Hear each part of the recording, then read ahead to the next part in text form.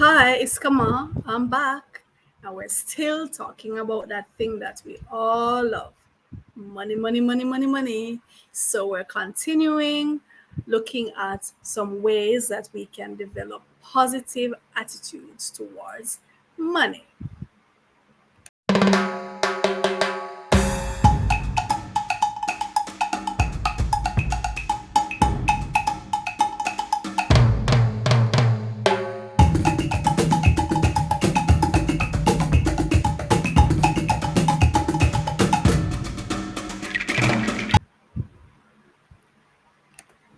So, in the earlier video, part one, we looked at 10 ways that we can change our attitude towards money. Come on, guys, we all can improve our attitude towards money. Money is an entity, it is alive, it has a spirit, and the way you approach it, the way you think about it, will impact how much of it flows into your life, whether it rushes into your life or it just takes its time and moaning and groaning coming to you. You have to change the way you think about money. A lot of us who were born in poor circumstances, because listen, when we're growing up, we don't really know that we're poor. I grew up in rural St. Andrew, West Rural St. Andrew in Red Hills, and I did not feel poor. We had a wonderful childhood. We run up and down and climbed trees and played dolly house and run in the dirt, and we made our own toys and we ate the fruits off the trees and all of that. I certainly did not feel poor. It's when you grow up and you start thinking back at the things that you used to do and you realize that, oh my goodness, I had to do without XYZ. My family was one of the last ones to get a black and white television, one of the last ones to get a refrigerator. And you think about these things, right? And then you start comparing yourself to other people around you. That's when you realize that, hey, I was actually poor. I had a beautiful childhood. I loved it, but I was poor. And there are things that adults around us say about money that influence our thinking and can actually influence how much money flows to us or flows away from us. You ever hear people say, or you ever experience that no matter how much money you have, as you look, you don't see it anymore. It just finds a way to leave your hands. In Jamaica, there are many explanations we have for this. Somebody might say, boy, somebody do something to you, somebody carry your name, go somewhere, and money just can't stay in your life. A curse was put on you, a hex was put on you. Money can't stay with you no matter how you earn it, no matter how you write down your plans. You just can't seem to keep it. Well, a lot of times it's not that, it's not that somebody obey you or put a curse on you, put a spell on you, put a hex on you. It's how you behave, right?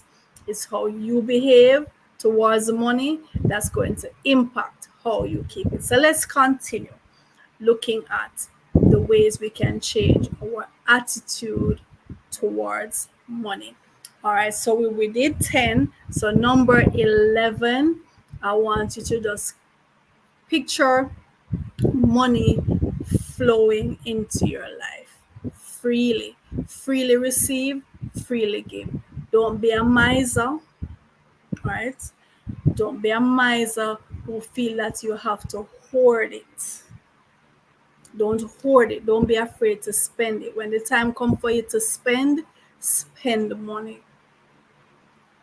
Don't think, oh my God, don't have this scarcity mentality that you feel like if you start spending, it's just gonna flow away from you and you're never going to see it again. No, that's a scarcity mentality. I don't want you to think in terms of scarcity. Think in terms of flow. There's gonna be an ebb and flow. Money is gonna flow and it's gonna flow back. You have to open the channels for it to flow into and out of your life, and it will be back. right? Don't feel like, oh my God, I'm never gonna see it again. No, I want you to make a plan. If you're scared about not being able to do all the things you have to do, make a budget every month or every week or every 3 months, whatever it is. Write down what it is that you're going to need to spend, prioritize, in order of importance, put the actual cost beside it. So if it's your light bill, your water bill, your telephone, how much for food, how much for transportation, put down the actual cost so that your mind can see a figure there to work with. And as you pay those bills, you check it off. Or if you're doing it on your device, put it in a different color. So like all the bills, you put them in green, and as you pay them, you might put them in red, or the other way around, or whichever color you want, right? Have a budget to kind of give you some control and a feeling of, okay, I got this. I know what I'm doing. I know exactly what I'm spending on. So you don't feel like you're spending and you can't see where it's going. When you have a budget, you will see exactly where the money went. You'll be able to trace it. It's called a paper trail. Or now we have our devices, it's an electronic trail. But you have your receipts, you know exactly where it went, you can account for it. Right? So that's number 11. Make a budget so that you can see how money flows into and out of your life. If there's a ceiling to your income,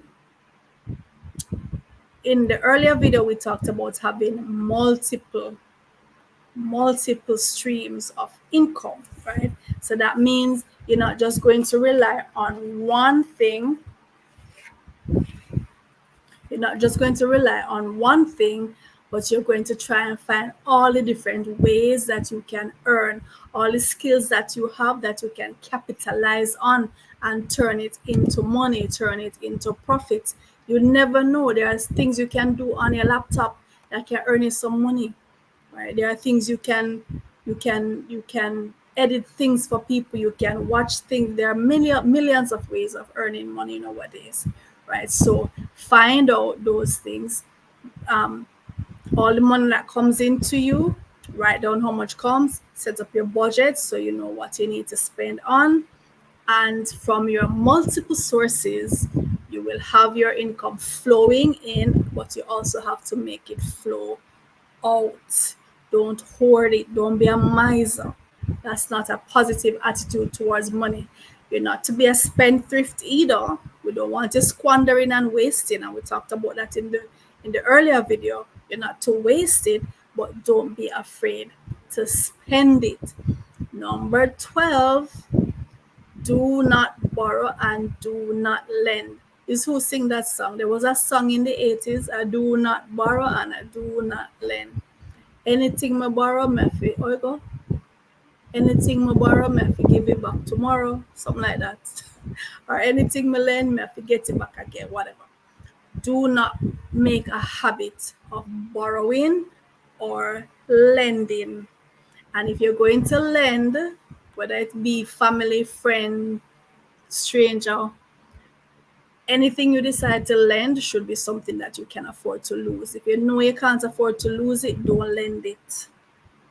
Because many people, especially family and close friends, when they come to borrow from you, they're really begging you, right? Especially Jamaicans, when they say, lend me this, lend me that, they don't really intend to give it back a lot of times. So if you go and decide to play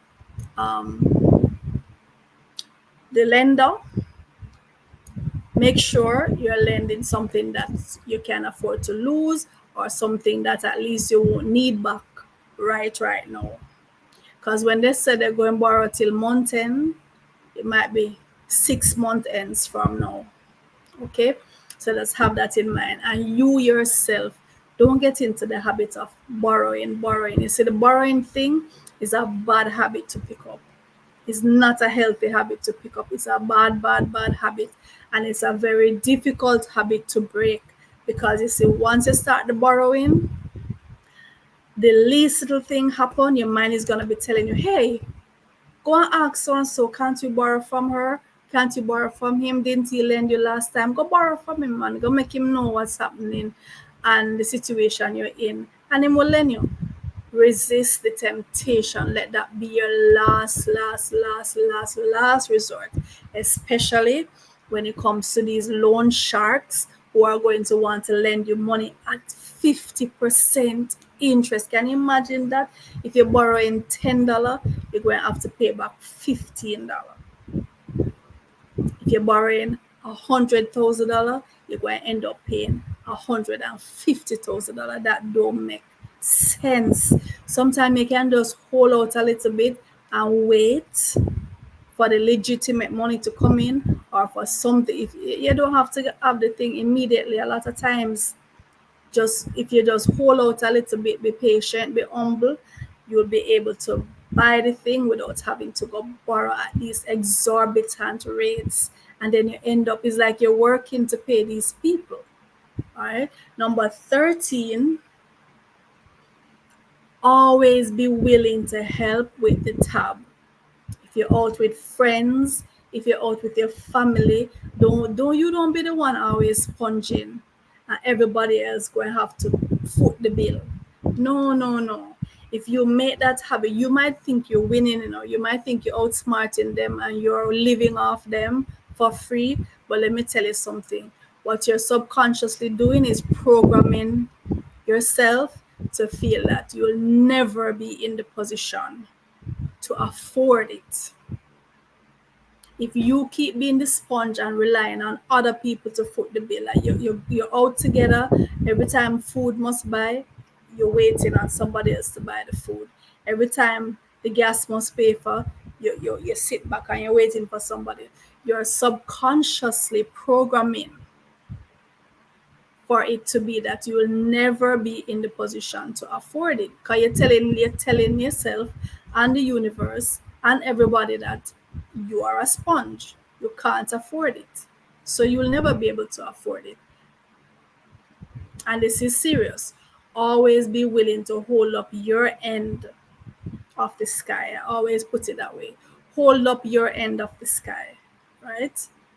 Everybody's playing their part. You go in your pocket too and play your part. They will accept your money too.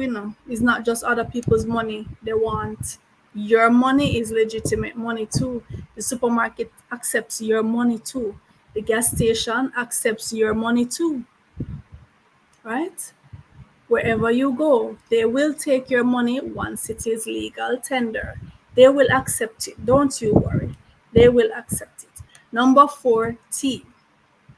Don't envy anybody, no grudge nobody, no bad mind nobody, no one when nobody else have, just through you see them have it. You know what you want and you work for what you want. You're ready, make it feel like you have to have it because somebody else have it. Envy, jealousy, red eye, bad mind, that's what we call it here in Jamaica. Whatever you call it in your neck of the woods, don't see what other people have and want it just because them have it, especially if right now you're not in a position to procure it. The things that you want must be legitimately because you love those things. You love the quality of the things. You love the comfort of the thing. You love the practicality of the thing. You love the beauty of the thing, the aesthetics of the thing. And then you work towards getting it for yourself. All right. Number 15, ill-gotten gains won't stay with you. Whatever you get from illegal means, which we will call blood money, dirty money, it's not going to stay with you, and it's going to bring dirtiness and unhappiness into your life. Whatever you're doing, try to be legitimate, try to be upfront, clean, transparent.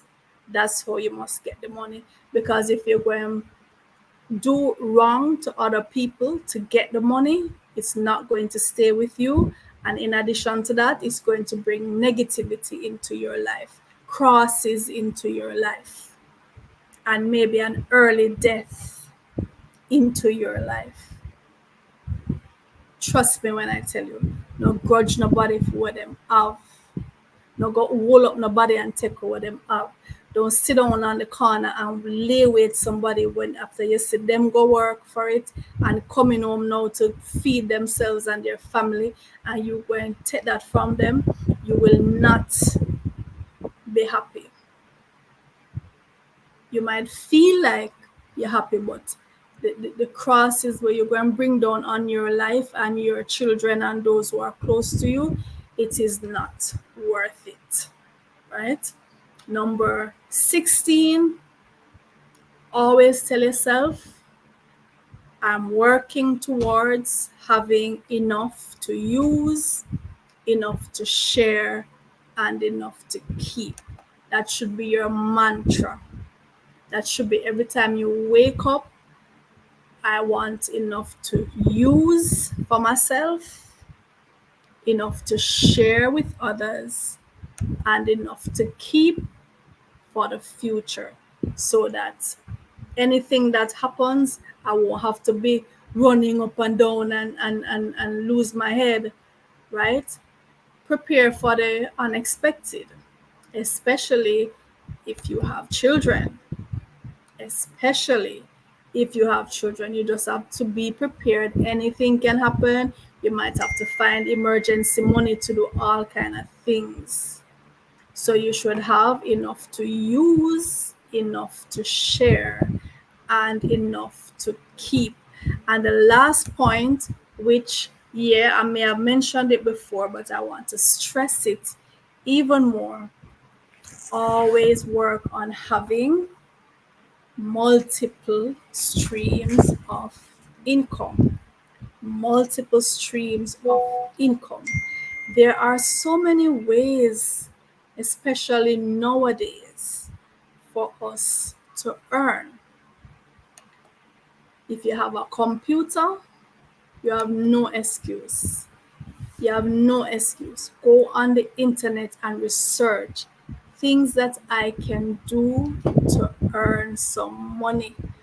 And you can have any skill that you have. Sometimes you can read for people. You have people who are willing to pay you to read their books that they have written, alpha readers or beta readers. You have people willing to pay you to do all manner of things, right? So if you are someone who has a steady job, if you're someone who has a steady job, you can work at your job, and then when you get home, you work at some other things that can earn you some money, right? So don't just think that, oh, I have a 9 to 5 and that's all I can do. No, you have a 9 to 5, and then when you get home, you can work on starting your own business, becoming an entrepreneur, or doing some online work, so that you will have streams coming in. You can become a YouTuber. You can do so many different things, right? So those are the points that I could think of that will help us to have a more positive attitude towards money, so that money will flow into our lives, right? And like I said, we also have to allow it to flow out. It's a give and take. You have to be willing to give and take. Don't be a hoarder. Don't be a miser. Don't think in terms of scarcity. Allow it to flow in and out of your life.